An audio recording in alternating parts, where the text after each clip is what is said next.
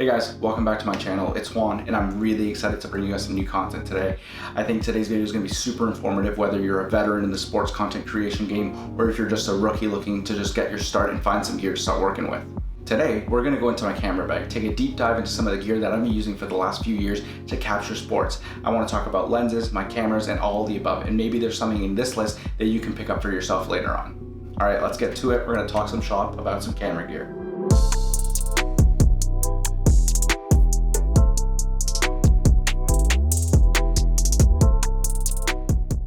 Alright, first off, we're going to talk about my camera body. I've been shooting on the Sony a6300 mirrorless DSLR for the last few years, and it has been the most important and one of my favorite purchases throughout my career. And there's a lot of benefits to this little camera right here. Now, I know this isn't a cinema camera, and I know it's not a higher end DSLR like a Sony a7 III. However, I've really gotten some great results with this camera, and I could not recommend it to anyone enough. In my opinion, this camera is one of the best bang for your buck cameras on the market right now, and even though it's a few years old, I could say the same for the whole Sony a6000 line. I got this back 2-3 years ago for just around $1,200, and I'm pretty sure you could find it used or even brand new for slightly less than that now.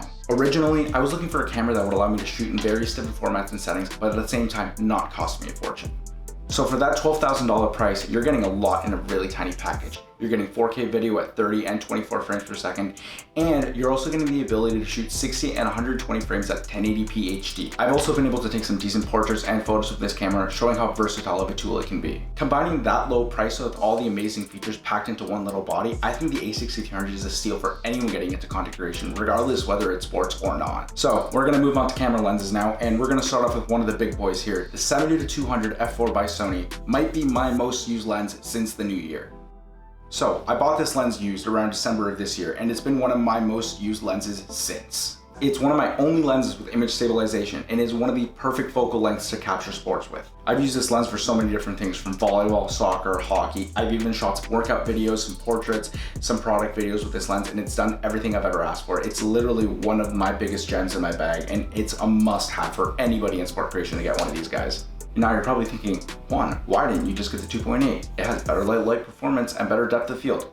100% right, but again, budget, biggest reason why I got this lens, but I think there are actually a lot of positives to the little brother lens here with the f4. I can vouch for this lens as f4 still gives a really solid depth of field for the price, even at 70mm, and when you get to the 200 mark and there's enough distance between your subject and your background, the background is just buttery clean, and I cannot say any better things about the shots I've gotten with this lens. Form factor, another big difference. It's smaller and it's lighter than the 2.8 counterpart, and for someone who shoots running gun sports, for me, this is the perfect size for a lens that can shoot the 70-200 range. Regardless, if you still have the extra $1,500, I would get the 2.8. I've rented it for a few jobs and gigs, and I've had absolutely mind-blowing results with it. So it's still a lens I would recommend, and hopefully one day I can upgrade it. But so far, the f4 has done more than enough, and it's been one of my favorite lenses since purchasing it. Moving on to one of my favorite all-time lenses, and something I would recommend to anybody with a Sony APS-C body, the 18-105 f4 by Sony.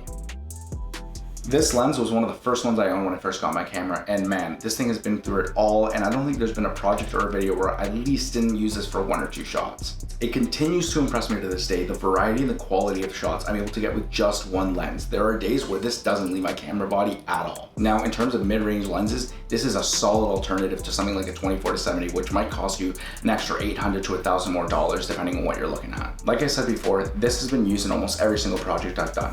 Sports, travel content, even documentaries, this thing has seen it all. And despite the crop factor on this lens, I've even used it on some higher end cinema cameras like the Sony FS7, and I've gotten some really good results with it. If you guys are looking for one lens that can carry you for a little bit, if you're just getting started, the Sony 18-105 is one I would desperately recommend to anybody just getting into the game. Let's talk about some prime lenses. We're gonna chat about what I'm using right now, which is the Sigma 30mm f1.4. This thing is nothing short of incredible. It's probably the lens I keep on my camera 90% of the time just because I know I can capture any piece of content with it no matter the situation. At f1.4, this is my go-to lens for any low light situations, and it produces some of the most buttery and perfect bokeh I've seen from my camera so far. This is definitely my go-to lens when it comes to any interview, B-roll, or detail shots where I don't need a zoom factor. And honestly, every B-roll shot you've seen in this video so far has been shot on this lens alone. And again, if you need a low light lens, if you need something to shoot in darker environments, this lens is a must-have just due to that amazing f1.4 aperture. I could talk about this lens all day, and if anyone ever asks me what prime I would recommend, it has to be the Sigma 30mm 1.4. The last lens I'm going to talk about is this guy, the Sony 50mm 1.8 or the Nifty 50. This was my first and only prime for the longest time, and even now having the 30mm, this still gets a ton of use, especially in any 2 camera setups I have for interviews. This lens is a must-have for a full frame camera, and even for APS-C size sensors, this actually acts a little bit more like an 80. So if I ever need a little bit more punch from my 30, I'll just swap this out and it does the exact same job. At the same time, the 1.8 aperture on this thing still makes it an excellent low light option. Let's really quickly talk about my actual camera bag. I use the InCase DSLR Pro camera bag, and I purchased it earlier this year and I've absolutely loved it. This camera bag has been excellent for me, and it carries not just only my camera gear, but my laptop, hard drives, accessory, anything I throw at it, and has been an excellent purchase so far. Like everything else I've talked about, I'm gonna throw this down in the description below if you ever wanna check it out. So we talked about the camera, we talked about the bag, let's move on now to accessories. ND filters. When it comes to sports, these are so crucial if you're ever shooting any outdoor sports like football or soccer. Now this one is a Cameron ND variable filter. I got it here in Canada at Henry's for about $180 and it's been great, but I think I'm due to upgrade to another one. I kind of wasn't very nice to this one. It's a little beat up, so I'm looking to upgrade very, very soon. However, I still use this on almost a daily basis if I don't have control over the lighting and I want to be able to still shoot at high frame rates. If you're shopping for filters, buy the one that fits your biggest lens. This is a 72mm. It fits my 18-105 and my 70-200. And if I ever want to toss this on my primes, I'll get step up or step down rings, and it makes it really easy and it allows you to save a ton of money instead of buying filters for each one of your individual lenses. This is a variable ND, which allows me to turn it and allow different types of light into the camera at one time, which really allows me to shoot at high frame rates if it's a really sunny day and I don't want my highlights to be blown. So whether I'm shooting handheld sports or an interview, you'll almost always see me use this, my small rig cage for my Sony camera. This was actually something I added around January, but I love the flexibility and the customization I get now with my camera with this cage. It gives me the opportunity to attach so many different accessories and tools, from lights, microphones, monitors, etc. I also love the top handle that came with the cage. It just adds a little bit more weight to the camera, allowing for a lot more steadier and smoother handheld shots. Eventually, I will buy a side handle for this, but I've really appreciated what the top handle can bring in terms of handheld shooting. For a microphone, I've been using the Rode VideoMic Go for the past few years, and it's done the job for a great value price point of just around $100. Eventually, I hope to upgrade to Rode's Pro versions of these microphones, but right now, if you're looking for a value add, if you're looking for something that can capture audio under $100, this is the one to go with. Lighting wise, I don't have a lot of options, but I've been able to make do with what I have, and I bought some really cool things that I think you guys might enjoy. Right now, my go-to light and one of my favorite purchases has been this guy that I'm using right now to light this video. I might be saying this wrong, but this is the Yongnuo YN362 LED bar light. After seeing Toronto videographers J.R. Alley and Daniel Schiffer use it in a video, I knew I had to get one of these off of Amazon. It has white light options at 32 and 5500 Kelvin, as well as a full RGB light spectrum option, which can allow you to mix colors and get some pretty creative results. The opportunities with this light are endless. I've used it for interviews, hype videos, creative work, and I always get questions about it whenever someone sees me use it. I also always carry an Amaron AL-M9 light, and this little thing is powerful. I bring this out when I need something in a pinch, when I need something a little smaller, or if I need some light to detail a background in an interview. It comes with several small gels for different color temperatures and a diffuser, as well as a cold shoe mount, so you can actually place this on top of your camera. So I occasionally pop it on my small rig cage. So I'm not gonna lie to you guys, tripods are something I haven't really invested in until recently. I've been really blessed and lucky to use equipment from my school, so I haven't really had to spend the money on one, but I figured now was a better time than ever.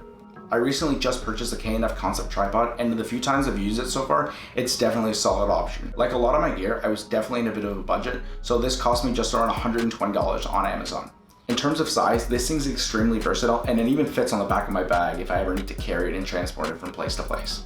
I also carry a GorillaPod with me, and it's a great alternative to a tripod if you're really on the go and don't want to lug anything bigger. Now, going on to one of the most interesting things in my camera bag is my stabilizer. I use a Zion Crane version 1 gimbal.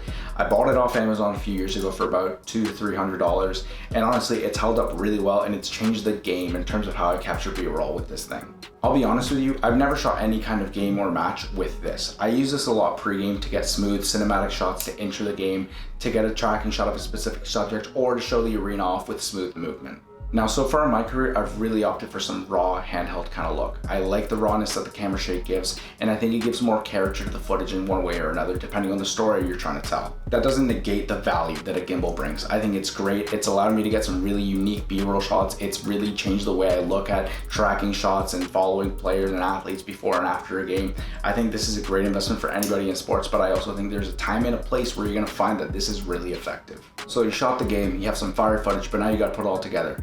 I'm gonna show you guys now my setup that I use to edit my videos and how I store my footage. Now, when it comes to hard drives, I carry two options with me at all times. The Seagate 1.5 terabyte external hard drive and a 4 terabyte option from G Drive. These two hard drives actually hold very different spots within my workflow as a creative. So this Seagate acts as my graphic design hard drive. All my Photoshop files and assets are all held in here, and eventually video files do make their way onto this, but it's only really because if I reach in and this is the first one I pull out, I just want to back up my files, I'll use this one. But I'll eventually transfer them to my G Drive. This is my main video editing hard drive. I hold all my project files and raw video files here throughout a year. Eventually I do back them up, and we're gonna talk about that, but you can really see the difference in how I use these two in my workflow. This one I would recommend if you have a bit more money, you want 4 terabytes, this thing is a monster, I carry it everywhere. This one is if you want a little bit more of a slim profile, you're a bit on a budget, but it still does the same job, and I used this as my main hard drive for the longest time before getting this one. I also have two Seagate Hub hard drives here at home that I use to back up and archive footage and content. Guys, this is vital. Back up your content at least 2 times. Have 2 backups of every video file, every project. Make sure you have it, because the day that something crashes, you will regret not having backups. I have an 8 gigabyte and a 10 gigabyte hub drive in my desk here right now. I use them primarily just to back up footage. I make sure to have backups of everything I do, and at the same time, if I just have archive files that I know I'm not going to use, I will consolidate them and throw them onto one of these hard drives. Eventually, you never know if I need them, but I know they're there, and I know I can come back here in case there's something I need from the past. Now, before I even upgraded to the 2019 MacBook Pro that I use now, I was using this guy. This is the 2015 13-inch MacBook Pro, and I got this for university, not knowing I was going to get into content creation, not knowing I was going to get into graphic design or video. So I purchased this just to get me through university, but somehow it pushed me through every single project I ever did. Sometimes it was slow, sometimes it gave up a little bit, but this thing was a soldier throughout, and it was a pretty affordable MacBook Pro, not comparing to what I got now. So for this laptop, I knew I needed efficiency when it came to video editing and design. So I upgraded the RAM, I upgraded the graphics card, and it already came with a pretty powerful i9 processor. Early on, the laptop has delivered on everything I've asked of it, and I think in the future, when I've had some more use of it and I've really pushed its capabilities, I'll do another video surrounding it. But so far, the 2019 MacBook Pro 16-inch, customized a little bit, it's one of the best options so far for content creators, in my opinion, and I've talked to several people with it, and I've heard nothing but good things so far about this laptop. And we're here, so that kind of does it for what's in my camera bag, the gear I've been using for the last couple of years, and what I would recommend to you guys.